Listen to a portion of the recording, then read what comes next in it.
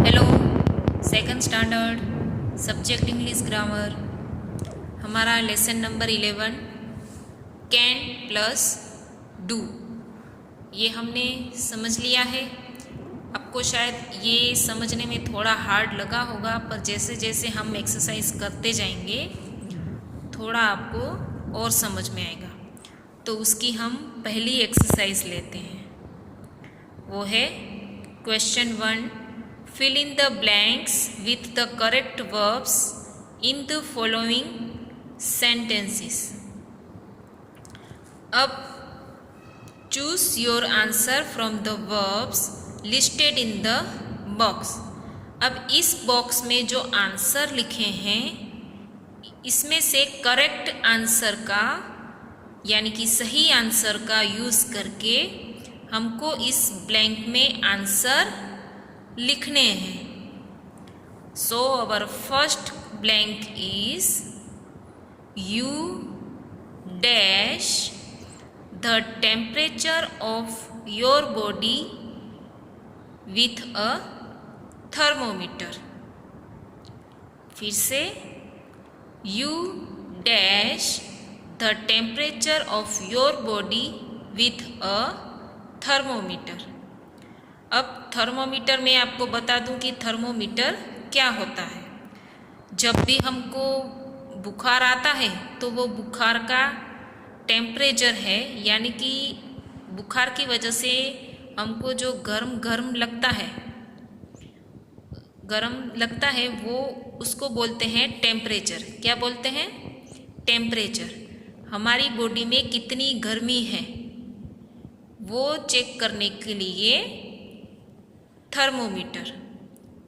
जब बुखार होता है और हमको जो गरम गरम सा लगता है वो कितना टेम्परेचर है वो दिखाने के लिए थर्मोमीटर का यूज़ होता है। ठीक है, तो अब इसमें से पहला है कैन फ्लाई। अब इधर बात हो रही है थर्मोमीटर और बॉडी यानी कि हमारा शरीर, उसका टेम्परेचर, उसमें फ्लाई आएगा नहीं। कैन स्विम यानी कि तैरना, उड़ना, उड़ सकते हो, तैर सकते हो। कैन नो यानी कि जान सकते हो। कैन ड्राइव यानी कि ड्राइव कर सकते हो। और लास्ट में है कैन स्पीक यानी कि बोल सकते हो। अब इसमें क्या आएगा, हम अगर उसको ऐसे बोलें कि थर्मोमीटर है, वो थर्मोमीटर की हेल्प से हम अपनी बॉडी का टेम्परेचर जो है वो जान सकते हैं। ऐसा होता है ना। तो इसमें क्या कहा है, you dash the temperature of your body with a thermometer. तो आप जो है वो आप अपनी बॉडी का टेम्परेचर थर्मोमीटर से जान सकते हो। आप अपनी बॉडी का टेम्परेचर थर्मोमीटर से जान सकते हो। तो नो मीन्स जानना। क्या होता है? नो मीन्स जानना। तो हम इधर क्या लिखेंगे? कैन नो यानी कि you can know the temperature of your body with a thermometer. आप अपनी बॉडी का टेम्परेचर थर्मोमीटर से जान सकते हो। सेकंड ब्लैंक, द बैट वो क्या है? चमगादड़।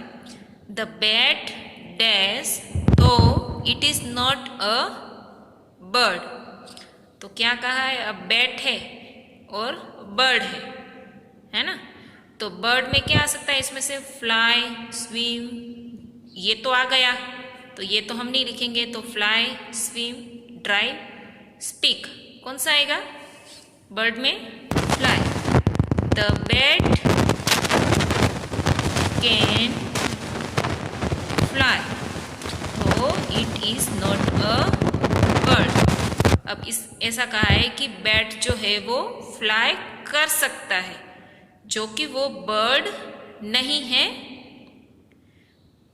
बैट है, वो बर्ड नहीं होने के बावजूद भी फ्लाई कर सकता है। फिर है, तो ये भी हमने यूज कर लिया, तो इसके ऊपर कर देंगे टिक। आई डैश अ कार, किसकी बात हो रही है? कार की। तो कार के साथ हम क्या करते हैं? स्विम, ड्राइव की स्पीक। तो कार को हम ड्राइव करते हैं ना, तो लिखेंगे आई, फिर लिखेंगे can drive. I can drive a car, मैं कार ड्राइव कर सकता हूं। ओके। फिर है 4, the learned man dash many languages. तो द लर्नड मैन मतलब सीखा हुआ इंसान, जो सीख चुका है, सीखा हुआ इंसान बहुत सारी लैंग्वेज। अब लैंग्वेज है वो किस लिए होती है? स्विम करने के लिए, तैरने के लिए, या स्पीक बोलने के लिए? लैंग्वेज किस लिए होती है? बोलने के लिए। तो the learned man can speak. The learned man, ये वाला आएगा इधर। The learned man can speak many languages. क्या होगा?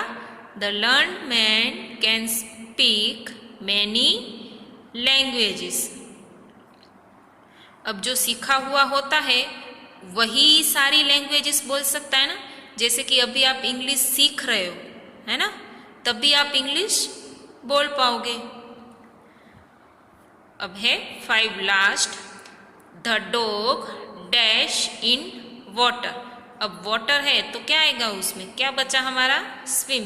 और स्विम और वाटर दोनों एक दूसरे से कनेक्टेड है ना, वाटर में ही स्विम किया जा सकता है ना। तो हम लिखेंगे the dog can swim in water. Dog जो है वो पानी में तैर सकता है। तो ये हमारी आज की एक्सरसाइज एक खत्म हुआ, ए वाला पार्ट फिनिश हुआ। तो ये आप घर पे रीड करोगे और इधर आंसर लिखोगे। Thank you students.